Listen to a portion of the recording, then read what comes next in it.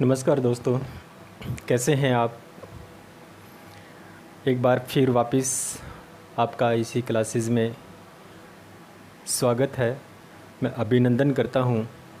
हम अपने विषय भाषा विज्ञान को लेकर के शुरू कर चुके हैं और भाषा विज्ञान में हम शुरू कर चुके थे हिंदी भाषा का उद्भव एवं उसका विकास। तो मित्रों, मैं आपको बता देना चाहूँगा कि ये हिंदी भाषा का उद्भव एवं उसका विकास हमारी जो परीक्षाएं हैं, जैसे नेट, सेट या जेआरएफ के लिए, या फिर वरिष्ठ अध्यापक के लिए, या फिर स्कूल व्याख्याता के लिए है, और या फिर हमारा जो महाविद्यालय स्तर पर जो प्रतियोगिता परीक्षा होती है या जो परीक्षा होती है, स्क्रीनिंग टेस्ट होता है, चाहे वो किसी भी राज्य से संबंधित क्यों ना हो या किसी भी पीएससी से संबंधित क्यों ना हो, जो इस कॉलेज लेक्चरशिप का जो एग्ज़ाम होता है उसके लिए हम ये कक्षाएँ आरंभ कर रहे हैं। और आरंभ करने के साथ साथ मैं आप लोगों को बता देना चाहूँगा कि भाषा विज्ञान का जो हमारा जो विषय है या जो हमने जो पाठ्यक्रम बनाया है, वो पाठ्यक्रम वो ही है जो हमारे यूजीसी के द्वारा जो संचालित हो रहा है, या हिंदी विषय से संबंधित जो भी पाठ्यक्रम है, हम उसी को आधार मानकर अपना ये जो अपनी जो क्लासेस हैं वो ले रहे हैं। तो मित्रों, आज हम पढ़ेंगे भाषा विज्ञान का जो टॉपिक है, और वो टॉपिक है अपना भारतीय आर्य भाषा। भारतीय आर्य भाषा। तो मित्रों, मैं आपको बता देना चाहूँगा कि इसके बारे में हमने पहले वाली जो वीडियो था या पहले वाली जो अपनी कक्षा थी, उस कक्षा में हमने संपूर्ण विश्व की भाषा परिवार को लेकर के हमने उसका विभाजन किया था और उसका वर्गीकरण किया था कि हमने ये बताया था कि संपूर्ण विश्व में इतने भाषा परिवार हैं, 13 भाषा परिवार हैं, और उन 13 भाषाओं में से उन 13 भाषा परिवारों में से हमारा एक परिवार बाहर निकल के आता है जिसका नाम है बहुरूपीय परिवार, और उसी बहुरूपीय परिवार से हमारी हिंदी भाषा बाहर निकल के आती है। पहले वो किस रूप में आई? पहले वो भाषा इस रूप में आती है, पहले होती है वेदिकी संस्कृत, जिसमें हमने वेदों के बारे में पढ़ा था कि वेद जो ऋग्वेद है, उस ऋग्वेद की जो भाषा है उसका नाम वैदिक संस्कृत रहा।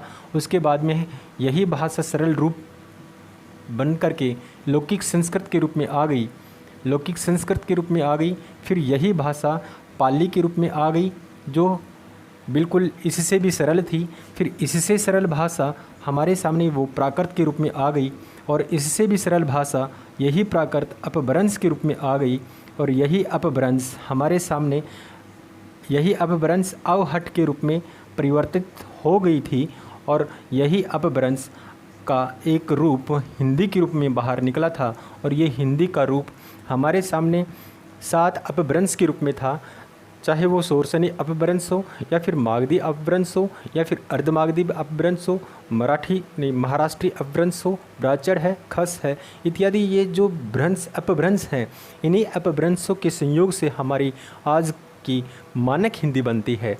तो हम उस मानक हिंदी तक पहुंचने से पहले हम जो इसका अध्ययन शुरू कर चुके थे, और वो अध्ययन किसके रूप में था? वो वैदिक संस्कृत के रूप में था। तो मित्रों, हम पहले ये जानेंगे कि प्राचीन समय की जो हमारी भारतीय आर्य भाषा रही है, वो प्राचीन भारतीय आर्य भाषा में 2 वर्ग बनते हैं। तो 2 वर्ग की मुख्य विशेषताएं क्या थी और उनमें क्या बदलाव हुआ, उसी के बारे में हम आज अपना अध्ययन बिंदु बनाएंगे। तो मित्रों, हम शुरू कर रहे हैं अपना ये भारतीय आर्य भाषा, और हमने ये बताया था भारतीय आर्य भाषा का पहला रूप हमारे सामने निकल के आता है, वो है प्राचीन, जिसके 3 भाग होते हैं। उन 3 में से प्रथम भाग ये था प्राचीन भारतीय आर्य भाषा। तो मित्रों, मैं आपको ये बता देना चाहूँगा कि इस प्राचीन भारतीय आर्य भाषा का समय हमने उस वर्गीकरण में 1500 ईसा पूर्व से माना था। 1500 ईसा पूर्व से लेकर 500 ईसा पूर्व तक इसका समय हमने माना था। और इसके समय हमने ये बताया कि इस समय 1000 वर्ष तक यह भाषा कौन सी? संस्कृत भाषा चलती रही, जिसके 2 रूप बनते हैं। एक बनता है वैदिक संस्कृत। वैदिक संस्कृत का मतलब है, वैदिक संस्कृत का मतलब है जिसमें ऋग्वेद की रचना हुई, और दूसरा रूप बाहर निकल के आता है वो है लौकिक संस्कृत। और फिर हमने ये बताया था कि इस लौकिक संस्कृत का मतलब ये है कि इसी वैदिक संस्कृत का एक सरलतम रूप ये लौकिक संस्कृत के रूप में आया था। तो मित्रों, आज हम इसी के बारे में पढ़ेंगे या इसी के बारे में हम समझेंगे कि वैदिक संस्कृत की मुख्य विशेषताएं क्या रही हैं और लौकिक संस्कृत की मुख्य विशेषताएं क्या रही हैं। तो मित्रों, आज का अपना अध्ययन बिंदु यही है। तो देखिए मित्रों, मैं वापस वही बात बताना चाहूँगा कि ये अपना जो वैदिक संस्कृत है, वैदिक संस्कृत, ये वैदिक संस्कृत केवल ऋग्वेद की भाषा है। किसकी भाषा है? ये ऋग्वेद की भाषा है। और इसके बारे में हमने ये बताया कि ऋग्वेद की रचना 1500 ईसा पूर्व से होती है, 1500 ईसा पूर्व हो चुकी थी। तो मित्रों, हमें पहले ये देखना है कि ऋग्वेद में आखिर क्या था और क्या नहीं। ऋग्वेद में मित्रों 10 तो मंडल हैं। कितने मंडल हैं? इसके 10 भाग हैं। इस भाग को हम नाम देते हैं मंडल। जैसे उपभाग होते हैं, किसी पुस्तक के उपभाग होते हैं, वैसे ही ऋग्वेद के उपभाग हैं या अध्ययन बिंदु हैं। उन अध्ययन बिंदु का नाम दिया गया है मंडल। मंडल का मतलब एक प्रकार से हम भाग कह सकते हैं, लेकिन हम भाग नहीं पूछेंगे, क्यों नहीं लिखेंगे, क्योंकि प्रतियोगिता परीक्षाओं में हमसे ये पूछा जाता है कि ऋग्वेद में मंडल हैं या फिर भाग हैं। तो इस प्रकार के प्रश्न हमसे पूछ लिए जाते हैं। तो मित्रों, ऋग्वेद में जो मंडल हैं वो कुल 10 मंडल हैं। और जो सूक्त है, इसमें सूक्त हैं 1000। मित्रों, ये सूक्त अलग होते हैं और इनके जो मंत्र हैं वो अलग होते हैं। तो इनके सूक्त हैं 1028 और जो है कुल 10,627 मंत्र हैं। तो मित्रों, इस प्रकार से ऋग्वेद एक महाग्रंथ है। और उसी महाग्रंथ के आधार पर हम यह कह सकते हैं कि उसके पार्टीशन कितने भागों में हैं। उनके पार्टीशन इस प्रकार से हैं। मंडल उसके 10 हैं, सूक्त उसमें इतने हैं और मंत्रों की रचना इस प्रकार से हैं। तो मित्रों, हम यह कह सकते हैं कि इस आधार पर हम ऋग्वेद का नाम यह भी दे सकते हैं, इन्हीं के आधार पर, मंडल के आधार पर, सूक्त के आधार पर और इनके आधार पर। तो इसी के आधार पर ऋग्वेद में जो भाषा लिखी गई है, कौन सी भाषा लिखी गई है? वैदिक संस्कृत भाषा लिखी गई है। और वैदिक संस्कृत भाषा का दूसरा नाम होता है वो छांदस है, छांदस। तो एक बार कंपटीशन एग्जाम में ये प्रश्न पूछ लिया गया कि ऋग्वेद में या वैदिक संस्कृत का दूसरा नाम क्या है। तो मित्रों, वैदिक संस्कृत का दूसरा नाम हमारे सामने ये छांदस आता है। तो छांदस इस प्रकार का जो प्रश्न है हमसे कंपटीशन एग्जाम में पूछ लिया गया। और एक बार राजस्थान लोक सेवा आयोग ने एग्ज़ाम करवाया था। उस एग्ज़ाम में यह प्रश्न पूछा गया था और वो एग्ज़ाम था कॉलेज लेक्चरशिप का जो एग्ज़ाम था। उस एग्ज़ाम में यह पूछा गया था कि वैदिक संस्कृत का दूसरा नाम क्या है। तो उसमें ऑप्शन था हमारे सामने ये छांदस। तो मित्रों, इस प्रकार से ये ऋग्वेद बना हुआ है। अब देखिए ऋग्वेद की जो मुख्य विशेषताएं क्या क्या है। मित्रों, ऋग्वेद का जो सबसे प्राचीन, सबसे पुराना जो भाग है या प्राचीन जो भाग है, मतलब सबसे पहले जो लिखा गया भाग है, वो ऋग्वेद का दूसरा मंडल है। कौन सा मंडल है मित्रों? ये दूसरा मंडल है। सबसे पुराना भाग ये दूसरा मंडल है। ये मंडल, ये रहा मंडल। ऋग्वेद का सबसे प्राचीन मंडल ये दूसरा है। और हमसे पूछ लिया जाए कि ऋग्वेद का सबसे नया मंडल कौन सा है? तो मित्रों, सबसे नया मंडल एक तो पहला है और एक 10वां मंडल है। 10वां मंडल ये सबसे नया या आधुनिक मंडल भी इसे मान सकते हैं। और सबसे प्राचीन मंडल एक तो दूसरा है और फिर इसी में हम 7वें मंडल को भी शामिल कर सकते हैं। तो मित्रों, इस प्रकार से ये जो भाषा है, कौन सी? ये वैदिक की जो संस्कृत भाषा है, इसमें इस प्रकार की विशेषताएं हैं। अब हम बात करते हैं विश्व के दृष्टिकोण से, हम वैदिक संस्कृत की बात करते हैं। विश्व के दृष्टिकोण से हम इस वैदिक संस्कृत की बात करें तो ये विश्व में कौन से ग्रंथ के बिल्कुल समीप है। तो मित्रों, हमसे प्रश्न पूछ लिया जाता है कि वैदिक संस्कृत विश्व में कौन सा प्राचीन ग्रंथ है जिसके समीप की भाषा या समकालीन की भाषा रखता है। तो हमारे सामने एक नाम आता है, वो आता है अवेस्ता। अवेस्ता जो ग्रंथ है मित्रों, ये पारसी धर्म का एक ग्रंथ है, धार्मिक ग्रंथ है, और इसी धार्मिक ग्रंथ की रचना या पारसी धर्म का जो धार्मिक ग्रंथ है उसकी रचना अवेस्था के रूप में हुई, और अवेस्था भी उसी समय का है और हमारा ऋग्वेद भी उसी समय का है, ऋग्वेद भी उसी समय का है। तो मैं कहने का मतलब ये है कि दोनों समकालीन है, लेकिन प्रामाणिक रूप में जो उपलब्ध ग्रंथ हमारे सामने होता है वो केवल ये ऋग्वेद है। अब देखिए मित्रों, हम इसकी विशेषता पढ़ेंगे। किसकी? हम ऋग्वेद की जो विशेषता पढ़ेंगे। अब ऋग्वेद की विशेषता हमारे सामने इस प्रकार से आती हैं मित्रों, ज़्यादा विशेषताएँ नहीं हैं, लेकिन हम मुख्य जो विशेषताएँ हैं उन्हीं का नाम उल्लेख करेंगे। मित्रों, सबसे पहली विशेषता ये है कि इसमें कुल ध्वनियाँ 52 थी। कुल ध्वनियाँ 52 है। कितनी है? 52, जिसमें 14 स्वर हैं। कितने हैं? 14 स्वर हैं। 14 स्वर, एक तो ए स्वर, एक तो ए, आ, ई, उ, री और दीर्घ री। फिर है री, ए, आई, ओ और औ। इस प्रकार से हम इस ऋग्वेद में जो ध्वनियाँ हैं उन ध्वनियों में ये 14 स्वर हैं। देखिए, काउंट करिए, 1 2 3 4 5 6 7 8 9 10 11 12 13 14। इस प्रकार से ऋग्वेद में 14 तो क्या है? ये स्वर हैं, और स्वरों के साथ कुल ध्वनियाँ हमारे सामने आती हैं, वो 52 ध्वनियाँ आती हैं। अब इसकी मुख्य विशेषता क्या है? इन ध्वनियों की मुख्य विशेषता ये है कि मित्रों, वैदिक संस्कृत में जो ऋग्वेद लिखा गया उसकी मुख्य विशेषता ये है कि इसमें संगीतात्मकता की प्रधानता थी। मतलब ये मंत्रों का उच्चारण करते थे, और मंत्रों का उच्चारण किससे किया करते थे? संगीत के माध्यम से किया करते थे। तो हम ये कह सकते हैं कि ऋग्वेद में जो मुख्य विशेषता है वो संगीतात्मकता प्रधान है। एक विशेषता ये है। और इसमें जो संगीत गाया जाया करता था उसमें 3 स्वर हुआ करते थे। मुख्य रूप से 3 ही स्वर थे।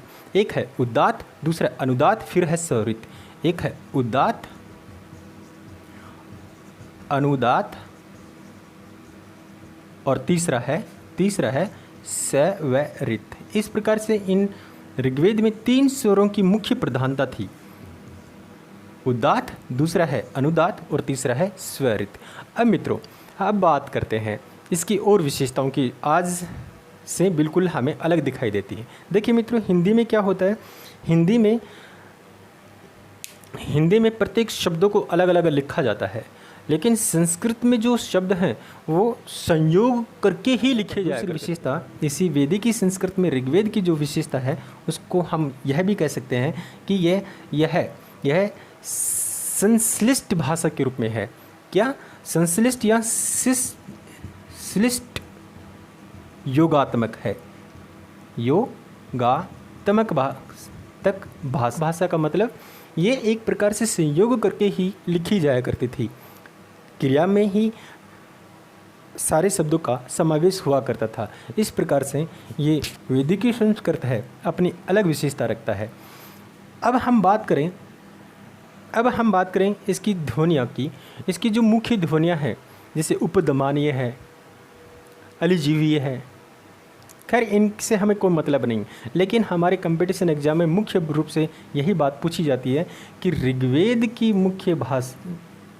मुख्य विशेषताओं में से शामिल है संगीतात्मकता, संश्लिष्टात्मकता।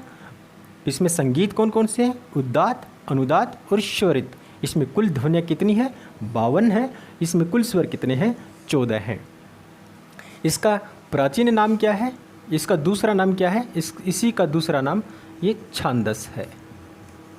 छांदस मित्रों, यह काफ़ी इम्पोर्टेंट रखता है। इस प्रकार से हमारी ऋग्वेद की जो मुख्य विशेषताएं हैं वो इस प्रकार से हमारे सामने बाहर निकल करके आती हैं। तो मित्रों, ये तो थी कौन सी? ये है वैदिक संस्कृत। वैदिक संस्कृत का मतलब ये 1500 ईसा पूर्व से लेकर 1000 ईस्वी तक चलती है। कब तक? ये 1500 ईसा पूर्व में तो लिखा गया, अब उसके बाद में ये 1000 ईसा पूर्व तक चलती है यही भाषा। कौन सी भाषा?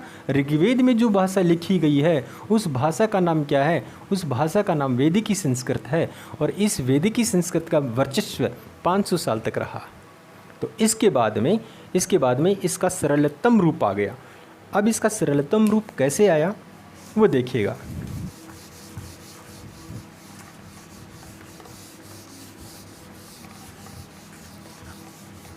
अब देखिए मित्रों, इसका सरलतम रूप हमारे सामने इस रूप में आ गया। हमने बताया कि प्राचीन भारतीय आर्य भाषा 2 भागों में बटी है। एक है वैदिक संस्कृत और दूसरी है लौकिक संस्कृत। अब देखिए, वैदिकी संस्कृत का समय 1500 ईसा पूर्व से लेकर 1000 ईसा पूर्व तक रहा। और ये 1000 ईसा पूर्व से लेकर 500 ईसा पूर्व तक इसका समय रहा। तो कहने का मतलब है कि 500 साल तक इसी भाषा ने, या ऋग्वेद की जो भाषा है उसका समयकाल रहा 500 साल तक। और इसी का सरल रूप आ गया ये लौकिक संस्कृत में। और लौकिक संस्कृत का समयकाल कब से कब तक रहा? 1000 ईसा पूर्व से लेकर 500 ईसा पूर्व तक। कहने का मतलब यह भी 500 वर्ष तक चलती रही। अब देखिए, हमारे सामने ये लौकिक संस्कृत आता है। इसी लौकिक संस्कृत का हमारे सामने नाम अलग अलग हैं। लौकिक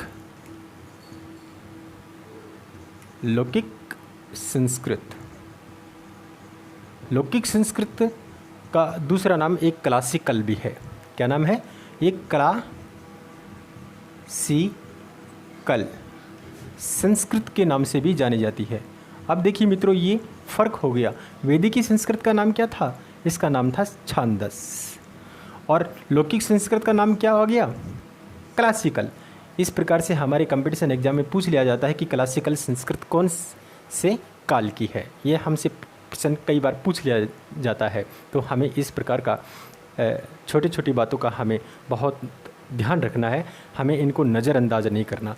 अब देखिए, अब लौकिक संस्कृत का महत्वपूर्ण स्थान कितना है और वैदिकी संस्कृत का कितना महत्वपूर्ण स्थान है। तो मित्रों, मैं बताना चाहूँगा, वैदिकी संस्कृत का जो स्थान था, संपूर्ण विश्व की दृष्टि से हम इसका अवलोकन करें तो संपूर्ण विश्व में जिस प्रकार से पारसी धर्म का जो अवेस्था ग्रंथ है, उस अवेस्था ग्रंथ के समान ही वैदिकी संस्कृत में ऋग्वेद का स्थान है। अब हम लौकिक संस्कृत की बात करें। लौकिक संस्कृत का मतलब है कि यूरोप में जो जिस प्रकार की भाषा, साहित्यिक भाषा बनी हुई है, उसी साहित्यिक भाषा के समान हमारे भारत में महत्वपूर्ण स्थान रखती है। कौन सी?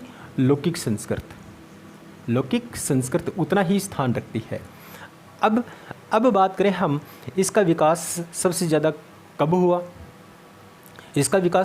कब हुआ? देखिए मित्रों, हमारे भारतीय इतिहास में एक साम्राज्य का वंश चला था। इतिहास में एक साम्राज्य का अस्तित्व आया था, वो था गुप्त काल। तो मित्रों, इस गुप्त काल के समय, गुप्त काल के समय इसी लौकिक संस्कृत का सबसे ज़्यादा महत्वपूर्ण योगदान रहा है, या सबसे ज़्यादा उन्नति के शिखर पर इसी समय, इसी राजा के काल में या गुप्त वंश के काल में लौकिक संस्कृत का सबसे अधिक चलन था। अब बात करें हम इसी के बारे में, लौकिक संस्कृत के बारे में। लौकिक संस्कृत के बारे में हम यह भी कह सकते हैं कि इसके आधार पर जो यूरोप में जो आधुनिक युग चला है, यूरोप में जो आधुनिक युग, यूरोप का जो आधुनिक युग है, उस आधुनिक युग में जो भाषा विज्ञान को लेकर जो चर्चा हो रही है, उसी विज्ञान का आधार स्तंभ हमारा ये लौकिक संस्कृत की भाषा के रूप में है। क्योंकि लौकिक संस्कृत एक ऐसी भाषा के रूप में हमारे सामने प्रकट होती है जो अपने समय काल का सर्वश्रेष्ठ साहित्य के रूप में हमारे सामने उभर कर आता है। और सर्वश्रेष्ठ साहित्य किस रूप में दिए हम?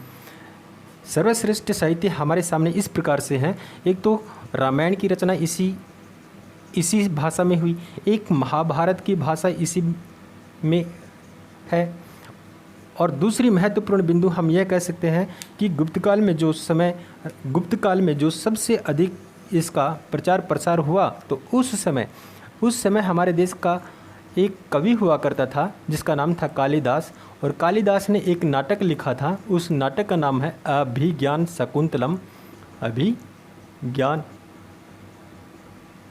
शाकुंतलम, जो सर्वश्रेष्ठ साहित्य के रूप में लिखा गया। और वो अभिज्ञान शाकुंतलम जो ग्रंथ है वो इसी लौकिक संस्कृत में ही लिखा गया था।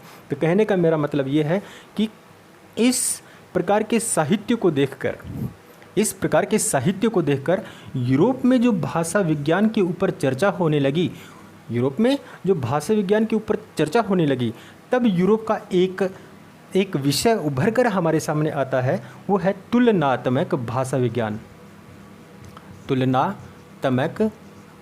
विज्ञान। हम यह कह सकते हैं कि यूरोप में तुलनात्मक भाषा विज्ञान किसकी तर्ज पर आरंभ हुआ है, तो हम कह सकते हैं यूरोप में जो भाषा विज्ञान आरंभ हुआ वो लौकिक संस्कृत की तर्ज पर ही आरंभ होता है। क्यों होता है? क्योंकि यूरोप वाले ये कहते हैं कि भारत में जिस प्रकार का साहित्य लिखा जा रहा है, तो किस प्रकार से लिखा जा रहा है, उसी के तर्ज पर हम अपने देश में साहित्य की रचना करेंगे और फिर हम विश्लेषण करेंगे कि सर्वश्रेष्ठ साहित्य कौन सा है। तो मित्रों, उन्होंने भी स्वीकार कर लिया कि लौकिक संस्कृत में जिस प्रकार का साहित्यिक रूप लिखा गया है वो भारत का सर्वश्रेष्ठ साहित्य के रूप में है, जो आज भी उसी संस्कृत का अनुकरण हो रहा है।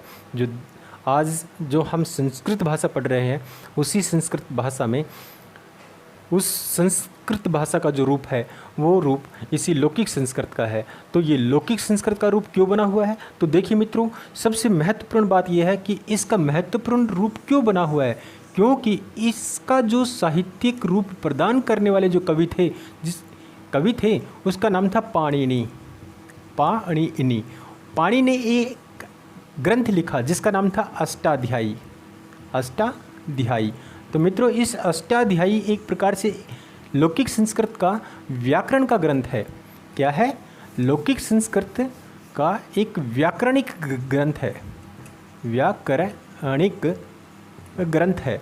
और इस ग्रंथ में यह जितने भी नियम हैं किसके? इस लौकिक संस्कृत जो शुद्ध संस्कृत के रूप में है, जो साहित्यिक संस्कृत के रूप में है, उस साहित्यिक संस्कृत को बांधने का कार्य या व्याकरण के रूप में बांधने का जो कार्य है वो पाणिनि ने किया। और पाणिनि के जो ग्रंथ है वो अष्टाध्यायी के रूप में है।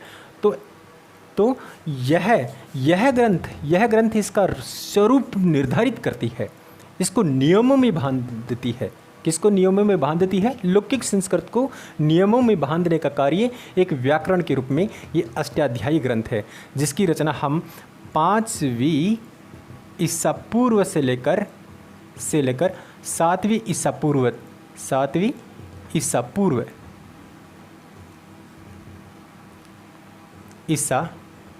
पूर्व के समय का ये ग्रंथ मान सकते हैं। तो मित्रों, इस प्रकार से लौकिक संस्कृत जो है वो हमारे सामने इस प्रकार से महत्वपूर्ण भाषा के रूप में बनी हुई है। जो आज हम जिस प्रकार से संस्कृत भाषा का अध्ययन करते हैं और वो संस्कृत भाषा हमारे सामने दिखाई देती है, उसी संस्कृत भाषा का एक रूप ये है। अब देखिए, अब हम यह कहें कि इस समय किस समय अष्टाध्यायी जब लिखा गया था, इस समय संस्कृत सर्वश्रेष्ठ या विश्व की सर्वश्रेष्ठ भाषा के रूप में हमारे सामने बाहर निकल के आती है। तो इस प्रकार से मित्रों, हम प्राचीन भारतीय आर्य भाषा के 2 रूप पढ़ते हैं।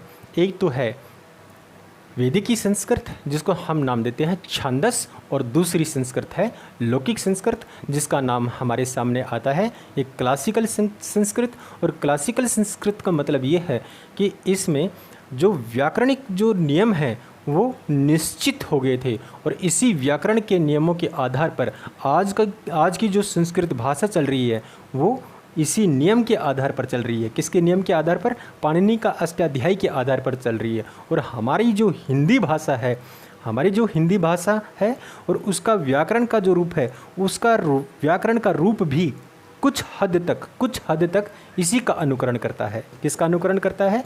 इसी अष्टाध्यायी का अनुकरण करता है। तो इस अष्टाध्यायी के लेखक कौन है या रचयिता कौन है? ये पाणिनि है। तो मित्रों, इस प्रकार से हमारा प्राचीन भारतीय आर्य भाषा का जो रूप है वो रूप इस प्रकार से बाहर निकल के आता है। अगर हम इसकी विशेषताओं की बारे में बात करते हैं तो विशेषताओं के बारे में हम बात यह कह सकते हैं कि पाणिनि ने यह नियम बनाया था कि वैदिक संस्कृत जो संयोगात्मक जो भाषा है, क्यों ना हम संयोग से उनका विच्छेद कर दें, टुकड़े में उसको बांट दें। तो टुकड़े में बांटने के कारण इस लौकिक संस्कृत की विशेषता हमारे सामने बाहर निकल के आते हैं। एक तो ये है कि उपसर्गों का स्वतंत्र प्रयोग होने लग गया था। पहले क्या था? वैदिक संस्कृत में उपसर्ग शब्दों के बीच में ही लिखे जाते थे या शब्दों के साथ जोड़कर लिखे जाया करते थे, लेकिन लौकिक संस्कृत में उपसर्ग ये स्वतंत्र रूप में लिखे गए, अलग रूप में लिखे जाने लग गए। फिर दूसरी विशेषता यह है कि शब्दों की संधि विच्छेद अनिवार्य हो गया या संधि अनिवार्य हो गई। इस प्रकार से दो विशेषता तो हमारे सामने ये है। फिर हमने ये बताया पहले हमने ये बताया कि वैदिक संस्कृत में जो ध्वनियाँ हैं वो टोटल कितनी है? 52 हमने बताई थी। वैदिक संस्कृत में कुल ध्वनियाँ 52 थी। अब लौकिक संस्कृत में वैदिक संस्कृत की 52 ध्वनियों से घटकर 48 ध्वनियों का उल्लेख होने लग गया। कितनी ध्वनि? हमारे सामने लौकिक संस्कृत में 48 ध्वनियाँ ही आती हैं। इसमें स्वर भी हैं और व्यंजन भी हैं। और मित्रों, इसमें स्वर और व्यंजन कितने हैं? इसमें टोटल 48 हैं। और 4 जो कम हुए हैं, वो 4 जो ध्वनियाँ कम हुई हैं वो 4 ध्वनियाँ जैसे उपधमानीय है, जिह्वामूलीय है या अपधमानीय है। इस प्रकार की जो ध्वनियाँ हैं जो वैदिक संस्कृत में ही ज़्यादा चलन में थी, लेकिन लौकिक संस्कृत में इन ध्वनियों का बिल्कुल लोप हो गया। कहने का मतलब ये है कि लौकिक संस्कृत वैदिक संस्कृत से बिल्कुल सरलतम भाषा हो गई। और सरलतम भाषा हमारे सामने किसके माध्यम से हुई है? इस पाणिनि के अष्टाध्यायी के माध्यम से हुई है। तो मित्रों, इस प्रकार से हम अपना ये अध्ययन बिंदु प्राचीन भारतीय आर्य भाषा काल का हम यहाँ तक ही सीमित रखते हैं, क्योंकि कंपटीशन एग्जाम में हमारे से प्रश्न इसी प्रकार से पूछे जाते हैं कि इसकी मुख्य विशेषताओं के बारे में हमसे पूछ लिए जाते हैं। तो मित्रों, आगे की क्लास के लिए आप जुड़े रहिए। हम शीघ्र ही आपके सामने अगली कक्षा अगले अध्ययन बिंदु के रूप में हम लेके आएंगे, और अपना अध्ययन बिंदु रहेगा वो इससे आगे का मध्यकालीन भारतीय आर्य भाषा के रूप में होगा। तो इसी के साथ मैं अपना यह व्याख्यान अभी इसी अध्ययन बिंदु को मैं यहाँ समाप्त करना चाहूँगा। धन्यवाद।